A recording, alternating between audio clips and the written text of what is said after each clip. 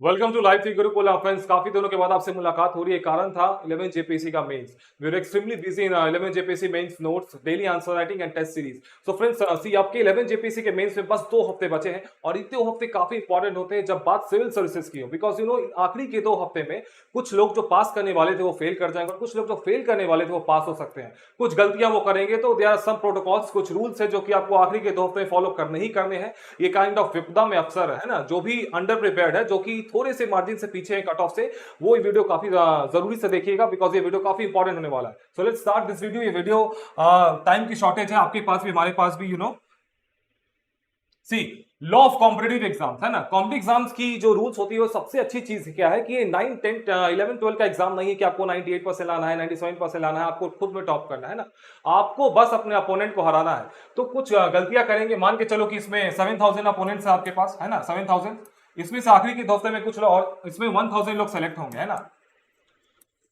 इस 1000 में से आखिरी के 2 हफ्ते में कुछ लोग गलतियां करेंगे, उसी गलतियों को आपको भंजा लेना है और आपको एंट्री मार लेना है यहाँ पे, है ना। This is the law of competitive exam से काफी खूबसूरत चीज है। आपको बस अपने से इतने सारे अपोनेंट है ना, बस एक को हराइए जो कि 1000 के लिस्ट में आने वाला हो और आपकी सीट पक्की हो जाएगी इंटरव्यू के लिए। सी वो क्या गलतियां हैं, ये क्या कौन कौन सी गलतियां हैं, उस पर डिस्कस करते हैं। सबसे पहली बात जो कि हमारे स्टूडेंट से बात हो रही है, बहुत सारे स्टूडेंट से, तो जेपीसी का जो मेंस का syllabus that is very vast है ना, काफी बड़ा सिलेबस है और 90% स्टूडेंट जो है ना उनकी मतलब कॉन्फिडेंस मोरल उनकी डाउन हो गई है। तो उसमें से बहुत सारे स्टूडेंट्स मैदान छोड़ रहे हैं। सी ये मैदान छोड़ रहे हैं, आपको ये गलती नहीं करनी है। आपको हुसैन बोल्ट की जैसी स्पीड अपनी और दुगनी कर देनी है ना। ये आखिरी के 2 वीक्स आर एक्सट्रीमली इंपॉर्टेंट। डरिए मत कि आपके एग्जाम सिलेबस है, सबकी वही हाल है ना, सबकी किसी की सिलेबस कंप्लीट नहीं हो पाई है। जो कि 7 जेपीसी की तैयारी थी वो थोड़े से अच्छे पोजीशन में, लेकिन जो कि फर्स्ट टाइमर्स है या फिर जो कि मतलब जेपीसी में फर्स्ट टाइम दे रहे, तो मेजोरिटी मोटा मोटी सबका वही हाल है। आपको मैदान नहीं छोड़ना है डर के, है ना। आपको अपनी स्पीड बढ़ा लेनी है, सबसे पहली ये चीज। दूसरी, आपकी ये मिथ है कि आपके दिमाग में कि 7000 स्टूडेंट्स है, इतने सारे कॉम्पिटिटर्स है, कुछ यूपीएससी वाले हैं, कुछ ऑलरेडी जेपीएससी वाले, बीपीएससी वाले हैं। इसमें से आप देखिए 70% जो है ना आउट ऑफ 7000, है ना, आउट ऑफ 7000 मान के चलिए कि 5000 बच्चे ना नॉन सीरियस है। ये जेएसएससी सीजीएल के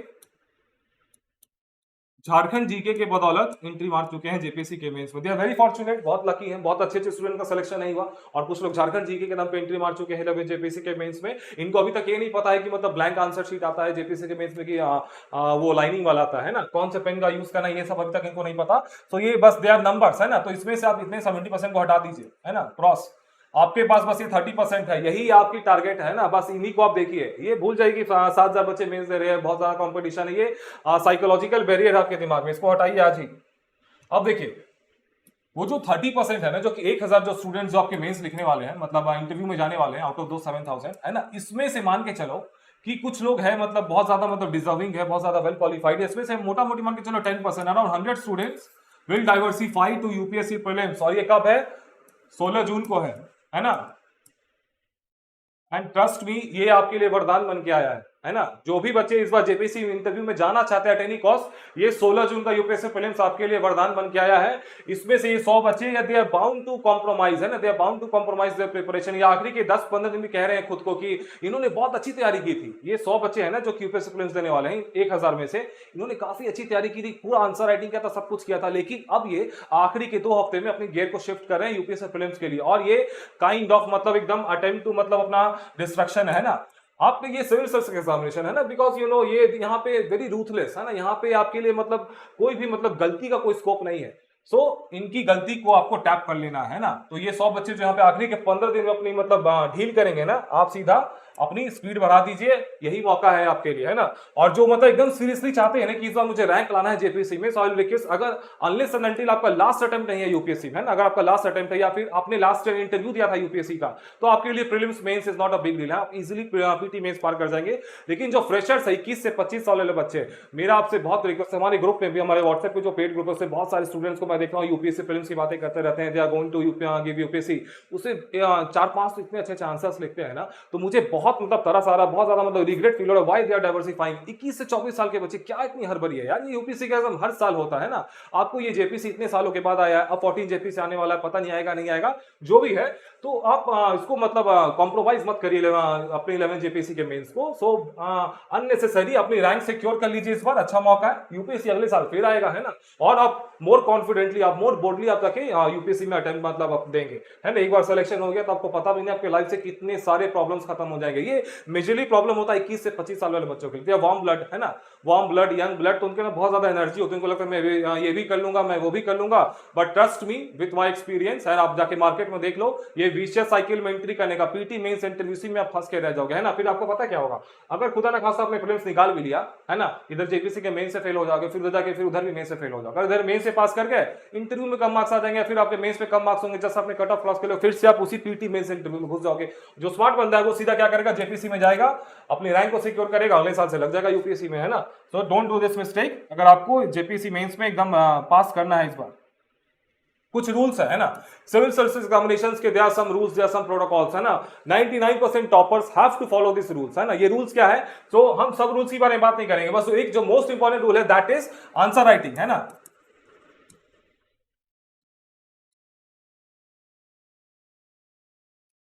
ये ऐसा रूल है कि इसके बिना रैंक मतलब नेक्स्ट टू इम्पॉसिबल है। कुछ लोग होते हैं ऊपर से मतलब जो गॉड गिफ्टेड होते हैं, वो लोग बिना आंसर राइटिंग के भी, लेकिन आजकल मुश्किल है इसका होना ना। तो मैंने क्या देखा है कि बहुत सारे स्टूडेंट्स ने बस कंटेंट कंटेंट कंटेंट पे फोकस किया है, they have not given focus on answer writing. अभी तक उन्होंने आंसर राइटिंग पे फोकस नहीं किया है, और इनकी कंटेंट अगर बढ़िया भी है ना, trust me they are going to fail in 11 JPC mains. अगर पास भी कर गए तो बस कट ऑफ क्रॉस करेंगे, फाइनल रैंक लिस्ट में का नाम नहीं आएगा। दूसरी तरफ कौन से स्टूडेंट्स हैं जिनकी कंटेंट थोड़ी सी कमजोर है, लेकिन उन्होंने आंसर्स लिखे हैं ना, उन्होंने आंसर राइटिंग प्रैक्टिस की है। सी आज जब आप जेपीसी मेंस में जाएंगे ना, तो आपको आंसर्स मतलब अगर आप प्रैक्टिस नहीं की है ना, तो आपको बहुत टफ होने वाला, आपका हाथ नहीं काम करेगा। पता है इतना टफ होता है, सुबह शाम जब पेपर होता है 3-3 घंटे का 8 आपको काइंड ऑफ सी आपके टोटल 4 क्वेश्चन है ना, तो 4 में से मतलब आपको 4 ऐसे लिखने हैं ना। आप भूल जाइए कि आपके 4 क्वेश्चन है, आपको 700 वर्ड के 500 वर्ड के मतलब 4 क्वेश्चन लिखने, is going to very tough. Answer writing आपका दिमाग खुलना चाहिए, आपको पता नहीं चाहिए यहाँ पे क्या लिखना ऑटोमेटिक। अगर आपने नहीं प्रैक्टिस किया है आपको दिक्कत होने वाली है। सो मेरी आपसे रिक्वेस्ट है कि आखिरी के 14 डेज बचे हैं, तो इसमें एटलीस्ट आप हमारे 8 फुल लेंथ टेस्ट को मतलब कर लीजिए, जो कि अराउंड 11-12 को या फिर 14-15 को। तो 8 फुल लेंथ टेस्ट को कल free of cost we are giving our full length test to everybody, है ना। आप फुल लेंथ टेस्ट को उसमें अपीयर होइए और अपनी मतलब हाथ को खोलिए ना, प्रैक्टिस करिए। आप 8 टेस्ट भी लिख लेंगे ना, तो you are good to go, है ना, उसमें आपको टेंशन नहीं लेना है। सो आप उससे बेटर पोजीशन में होगी जो कि एक भी आंसर नहीं लिख रहा है, जो खुद को मतलब मैदान से बाहर के सबको लगता है ना, जब क्रिकेट आप जब देखेंगे ना, तो आपको बाहर से लेकर मैं भी धोनी है ना, मैं भी यहाँ पे खेलेगा तो मैं भी छक्का मार देगा, लेकिन वो नहीं हो पाता है ना। जब आप मैदान में कूदेंगे, जब आपके हाथ में वो जो मेंस का जब आंसर शीट आएगा ना, और आपकी कलम होगी, सामने क्वेश्चन होंगे, आपकी मतलब आपको लगे मैं इसमें क्या लिखूं, कहां से स्टार्ट करूं, कौन सा कोड डालूं, कौन सा डेटा डालूं, कौन सा कैसे कंक्लूड करूं, वहीं पे आपका टाइम खत्म हो जाएगा और आप मैच हार जाएंगे। तो यही फायदा होता है आंसर राइटिंग का, है ना। सी अब आता है झारखंड जीके, है ना। तो झारखंड जीके के आई गेस की आपके मेंस में एक आपका हिस्ट्री का हो गया, एक आपका ज्योग्राफी का हो गया, एक आपका पॉलिटी पॉपेट में भी मान के चलिए एक आध क्वेश्चन रहता ही है ना, एक आपका इकोनॉमिक्स में हो गया, है ना, और एक आपका जो लास्ट वाला है उसमें साइंस वाला पोर्शन उसमें हो गया, है ना, एग्रीकल्चर है सर। तो आपके 5 क्वेश्चन है झारखंड सेक्शन से। अगर आपको पास करना है 11 जेपीएससी का मेंस, तो इसको अटेम्प्ट करना कंपलसरी है, बिकॉज यू नो यही आपको बाइफरकेट करेगा। मतलब सी एक मतलब होता है ना कि अगर स्टेट का एग्जाम है तो एक रीजनल करेक्शन होता है, ये आपका सीधा मतलब आपको हर अगर आपने इसको अटेम्प्ट भी कर लिया ना, अच्छा हल्का सा भी अच्छा सा लिख दिया ना, आपको ट्रस्ट मी, अगर आप एक बंदा अगर मतलब मान के चलो हिस्ट्री का पोर्शन, एक बंदा मॉडर्न हिस्ट्री अटेम्प्ट कर रहा है, फाइन, है ना, एक बंदा हिस्ट्री झारखंड हिस्ट्री अटेम्प्ट कर रहा है ना, इसने इसमें काफी अच्छा आंसर लिखा है, इसमें एवरेज लिखा है, ट्रस्ट मी, इसमें आपको इससे तो प्लस या 1 या +2 मिले, है ना, इससे ज्यादा ही मार्क्स मिलेगा। झारखंड के क्वेश्चंस को अटेम्प्ट करना is compulsion if you want to qualify JPSC mains, है ना। तो अगर आपकी अभी भी तैयारी नहीं है झारखंड किसी सेक्शन की, तो हमारे नोट्स पढ़ लीजिए, काफी छोटा सा नोट्स है ना। झारखंड हिस्ट्री आई गेस की 60-70 पेजेस में है, ज्योग्राफी 90 पेजेस में है, इकोनॉमिक्स की झारखंड की इकोनॉमिक्स सेक्शन काफी छोटी सी है, एग्रीकल्चर भी है। तो ये मतलब आई गेस की एक हफ्ते में इसको प्रिपेयर कर सकते हैं। उसमें काफी सेलेक्टिव पढ़ना है, सब कुछ नहीं पढ़ना है। बिरसा मूवमेंट ये 2 बार पूछा जा चुका है, इस बार हाई चांसेस है ताना भगत मूवमेंट के। आप फिर आपके इसमें ज्योग्राफी में देख लीजिए, ज्योग्राफी में लास्ट ईयर रूरल सेटलमेंट पूछा था, इस बार हो सकता है अर्बन डेवलपमेंट पूछ दे। सो कुछ कुछ फिक्स टॉपिक्स है ना, तो आप झारखंड के क्वेश्चंस को अटेम्प्ट करिए। एक और फायदा है झारखंड के क्वेश्चंस को अटेम्प्ट करने का, ये काइंड ऑफ प्रोटेक्शन है। किससे प्रोटेक्शन है आपका? जो इंडिया लेवल के एग्जाम की तैयारी कर रहे हैं ना, सी यूपीएससी के, या मान के चलो कोई बिहार का लड़का है, उसने यूपीएससी की मतलब इंटरव्यू दिया है, मेंस दिया है, या फिर ऑलरेडी यूपी पीसीएस में सेलेक्टेड है, वी हैव दो स्टूडेंट्स है ना, हमारे पास ऐसे स्टूडेंट्स है, वो झारखंड के पीछे है कि सर ये झारखंड ही हमें हरा देगा। They are already selected people, इनकी ना they are kind of Arjuna है ना। ये अगर 5 साल पहले भी अगर सेलेक्ट हो चुके हैं ना बिहार में या फिर यूपी में या फिर कहीं पे भी यूपीएससी में, मतलब इनकी कहीं भी सेलेक्टेड है, तो they are kind of Arjuna है। ये जब मतलब जनरल स्टडीज के युद्ध में जब मतलब मैदान में उतर जाएंगे ना, तब आपको हरा सकते हैं। जनरल स्टडीज में यू कांट बीट देम है ना, जीएस में इनको हराना नेक्स्ट तो इम्पॉसिबल है।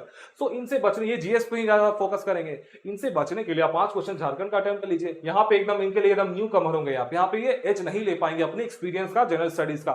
So this is a big loop hole है ना, इस लूप होल को टैप कर लेना है आपको, इसको टैप करिए। झारखंड जीके के क्वेश्चन को अटेम्प्ट करना इज कंपल्सरी। ओके, अब देखिए ऑब्जेक्टिव एमसीक्यूज। बहुतों को लग रहा है कि मैंने पीटी पास किया हुआ तो मुझे ऑब्जेक्टिव की क्या जरूरत है, ये शॉर्ट शॉर्ट तरीका है फेल होने का है ना। ऑब्जेक्टिव के आपके 160 है ना, 160 मार्क्स है।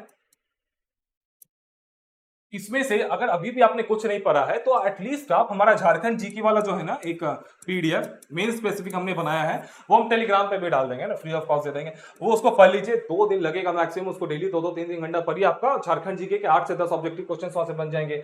और बाकी जो मतलब स्पेशलाइज मेन्स वाला पैटर्न है, जैसे कि पॉवर्ड हो गया आपका है ना, एग्रीकल्चर वाला सेक्शन हो गया, तो मेन्स का नोट्स आप पढ़ रहे हैं ना, वहां से काम चल जाएगा है ना। तो और आपका बचा कुछ जनरल टॉपिक जैसे एंशिएंट हिस्ट्री, मिडाइवल, मॉडर्न, इसके लिए लूसेंट, क्राउन या घटना चक्र, ये तो आप पढ़ते आ रहे हैं ना। अगर यही सब पढ़ के आप पीटी पास किए होंगे, उसको एक बार रिवाइज कर लीजिए, पॉलिटी के वाले आर्टिकल्स को देख लीजिए है ना, लूसेंट या क्राउन दोनों में से एक को पकड़ लीजिए। अभी आपके पास 16-17 दिन है, डेली उस 1-1 घंटा भी देंगे तो आपका history, ancient, medieval, modern, geography वाला पोर्शन हो जाएगा आपका, और पॉलिटी वाला काम कर लीजिए आपका, साइंस है ना। तो आपका इजिली इसमें आप अच्छा स्कोर कर लेंगे है ना।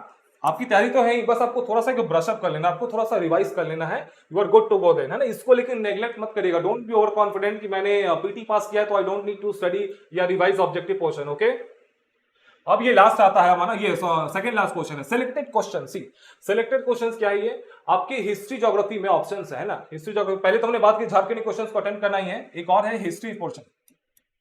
हिस्ट्री में आपके पास ऑप्शंस है एंशिएंट का है ना, मिडाइवल का, मॉडर्न का, और एक झारखंड का है ना। और इसमें सेम आपके ज्योग्राफी में ऑप्शन है आपका फिजिकल ज्योग्राफी का है ना, फिर एक नेचुरल रिसोर्सेज का, फिर एक ह्यूमन ज्योग्राफी का, और एक झारखंड ज्योग्राफी का।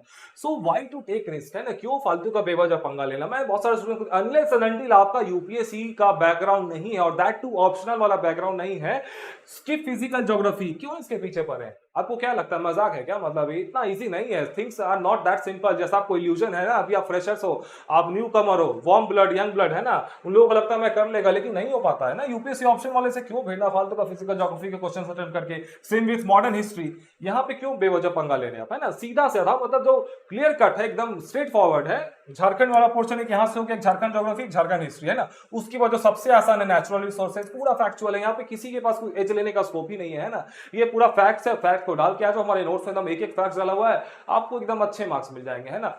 और इसी तरह सेम यहाँ पे एंशिएंट और मिडाइवल दोनों से को अटेम्प्ट कर लो। We want you to attempt medieval, क्योंकि यहाँ पे स्कोप्स मतलब एग्जामिनर के पास ज्यादा मतलब है ही नहीं, यहाँ पे fix set of chronology events है, उसी से डायरेक्ट क्वेश्चंस पूछेंगे। जैसे इस बार बहुत ज्यादा हाई चांसेस है कि मतलब आप पे शिवाजी के बारे में पूछ सकते हैं, तो उसकी फैक्ट्स को रट लेना, आंसर लिख देना है, दैट्स इट। ज्यादा क्रिएटिविटी का स्कोप ही नहीं है। एंशिएंट में थोड़ा सा चांसेस बनता है कि ट्विस्ट कर सकते हैं ना। यूपीएससी में आप देखेंगे इंडस वाली सिविलाइजेशन पे एक से एक क्वेश्चन पूछे हुए हैं, तो चोलास पे पूछे हुए हैं, तो दैट इज थोड़ा सा वहां पे स्कोप है एंशिएंट पे। तो मिडाइवल और मॉडर्न को, इधर मिडाइवल और झारखंड हिस्ट्री को कर लेना है, उधर आपको नेचुरल रिसोर्सेज और झारखंड ज्योग्राफी को लेना। अभी भी 16 दिन आपके पास है ना, अभी भी आप चाहें तो अगर आप फिजिकल में दिमाग लगा रहे थे, इसको कट मार के तुरंत आप नेचुरल रिसोर्सेज को खत्म कर सकते हैं विद इन 2 to 3 days है ना। इसको पकड़ लीजिए, ज्यादा रिस्क नहीं लेना चाहिए एग्जाम में, ज्यादा कम से कम रिस्क लीजिए है ना। ज्यादा मतलब किस्मत पे नहीं खेलना है कि मेरा किस्मत बहुत अच्छा है, किस्मत मान के चलिए खराब ही है आपकी है ना। तो बी प्रैक्टिकल। अब देखिए लैंग्वेज पेपर, 2 कैटेगरी स्टूडेंट्स, एक जो अपना 100% कंप्लीट कर लिए हैं है ना, एक होंगे 50-50 पे होंगे, इससे जो नीचे होंगे भैया आप छोड़ दो, अब मेंस मुश्किल है ना। तो 100% पे 50-50 पे है, तो क्या करना है आपको दोनों केस में। अगर इसमें है तो 1/3 अपना टाइम है ना, 1/3 अपना टाइम डेली आज से 16 मतलब जो भी दिन बचे हैं उसको डिवोट करिए इसके रिविजन में है ना। और जो 50-50 पे है तो कोशिश करिए कि अगले कम से कम 5 डे है ना, 5 डेज में इसको एकदम हाई स्पीड से, एकदम मतलब मैक्सिमम जितनी आपकी शक्ति है ना उतने स्पीड से इसको जल्दी से जल्दी खत्म करिए ना। लैंग्वेज पेपर में ना कैन मेक और ब्रेक द गेम, बिकॉज मैंने देखा है कि लास्ट ईयर कोटा में 120 गया था, वहीं दूसरी तरफ 80 भी आया था, 60 भी आया था, है ना, सेम विथ इंग्लिश हिंदी। तो यहाँ पे बहुत ज्यादा स्कोप्स है। लेकिन आप देखेंगे जीएस के पेपर्स में ना जो भी एक लेवल पे पहुंचे हैं, जो थोड़ा ठीक ठाक तैयारी कर लिए, तो उनका ज्यादा डिफरेंस नहीं रहता है, प्लस माइनस मतलब मान के चलिए कि 10 या 5 है ना, या 50 इतना ही रहेगा, है ना। यहाँ पे लेकिन आपका प्लस माइनस बहुत ज्यादा डिफरेंस हो सकता है लैंग्वेज पेपर में। प्लस माइनस देखेंगे 40 का डिफरेंस है। एक तरफ एक बंदा कोटा में 126 ले आया और दूसरी तरफ दूसरा बंदा कोटा में 70 ले आया, तो आप समझ रहे कितना मार्जिन हो गया, सही खड़े खड़े बाहर आप, है ना, कोई चांस ही नहीं है फिर। तो यहाँ पे लैंग्वेज पेपर में ना डिफरेंस बहुत ज्यादा क्रिएट हो जाता है। तो that is why language paper is very important, है ना। यहाँ पे ज्यादा आपके पास ऑप्शंस भी नहीं है, यहाँ पे एकदम आपके स्पेशलिस्ट आंसर भी खोजेंगे। जैसे जीएस वाले में तो आप थोड़ा सा मतलब इधर ब्लफ गेम खेल सकते हो, जैसे कि अगर कंटेंट कम है तो इंट्रो अच्छा सा बना दिया, कुछ सुंदर सा फ्लोचार्ट बना दिया, कुछ नहीं आता, एक इंडिया का मैप और झारखंड का मैप तो सबको आता होगा, कुछ बना दिया, कुछ इल्यूजन सा क्रिएट कर दिया, एक अच्छा सा कंक्लूजन दे दिया और कुछ हल्का सा फैक्ट डाल दिया, तो और अच्छी हैंडराइटिंग अंडरलाइन बॉक्स कर दिया, एग्जामिनर को लगेगा इसको बंदे को बहुत अच्छा आंसर आता है, आपको मार्क्स देके वहां से निकल जाए। हो सकता है, इट्स मे बी पॉसिबल, है ना, ऐसा बहुत हुआ यूपीएससी के एग्जाम्स पे, आपके साथ भी हो सकता है। लेकिन कोटा में क्या होगा ना कि यहाँ पे स्पेशलिस्ट आपका आंसर चेक करेंगे, यहाँ पे एकदम जीरो स्कोप है आपको, मतलब आपके पास मतलब कोई स्कोप ही नहीं है कि आप एग्जाम के साथ मतलब कुछ ब्लफ कर सकते हैं। जीएस में जनरलिस्ट आंसर लिखना होता है तो वहां पे देयर इज स्कोप, है ना, देयर इज थोड़ा सा वैक्यूम है। इसलिए मैं कह रहा हूं कि जी अगर आपका लैंग्वेज पेपर कंप्लीट नहीं है तो अगले 5 दिन दैट इज 10 तारीख तक पूरा जान झोंक दीजिए लैंग्वेज पेपर में, और थोड़ा थोड़ा जीएस पढ़ते रहिए, है ना, एक पेपर उठा लीजिए, फिर लास्ट के जो 11-12 दिन बचेंगे ना उसमें एकदम रगड़ के पूरा रिवीजन कर लेना है। That's it. और अब क्या कर सकते हैं आप, कोई लास्ट के 16 दिन में there is no 100% full strategy, आपको थोड़ा सा किस्मत पे खेलना पड़ेगा, है ना, थोड़ी सी अपनी एनालिसिस पे, अपनी स्ट्रैटेजी पे खेलना पड़ेगा। You have to believe in yourself, है ना, वो गलतियां नहीं करनी होगी जो कि बाकी लोग करेंगे, है ना। जस्ट रिमेंबर, अगर आप 50 या 100 मार्क्स से भी मेन से बाहर होने वाले हैं ना, 50 या 100 मार्क्स से मेन से बाहर होने वाले हैं ना, अभी भी आप आखिरी के 16 दिन में चाहे तो ये 50 से 100 मार्क्स का ये जो डिस्टेंस है इसको कवर कर सकते हैं। आपको बस गलतियां नहीं करना है, यूपीएससी का अटेम्प्ट नहीं देना अगर आपका लास्ट अटेम्प्ट है नहीं, अगर आपका लास्ट अटेम्प्ट नहीं है और आपने इंटरव्यू नहीं दिया लास्ट ईयर, यूपीएससी का अटेम्प्ट स्किप कर दीजिए, नेक्स्ट ईयर देंगे ना, बहुत मौका मिलेगा यूपीएससी देने का, है ना। आपको झारखंड के क्वेश्चंस को अटेम्प्ट करना है, आपको मैदान नहीं छोड़ना है, आपको मोरल अपना बूस्टअप रखना है ना, बी वेरी कॉन्फिडेंट, आपको फिजिकल ज्योग्राफी से दूर रहना है। So this are some of the मतलब सजेशंस, इसको आप फॉलो करिए और आपके बहुत ज्यादा हाई चांसेस हो जाएंगे जेपीएससी के मेंस को पास करने की। So all the best, and next video में will come up with the model answer sheet, है ना, जो कि बहुत सारे हमारे जो टॉपर्स है जो कि बहुत सारा अच्छा आंसर्स लिख रहे हैं, from whom we are expecting rank, है ना, उसके पेपर्स को हम एनालिसिस करेंगे। सी 4-5 ने पेपर शॉर्टलिस्ट किए, एक का पैराग्राफ बहुत अच्छा लगा, एक का प्रेजेंटेशन बहुत अच्छा लगा, एक का ये हैंडराइटिंग बहुत अच्छा लगा, एक का कंक्लूजन बहुत अच्छा लगा, किसी का इंट्रोडक्शन करने का तरीका बहुत अच्छा था। So will discuss those papers in our next video for 11 JPSC mains. So all the best and keep studying.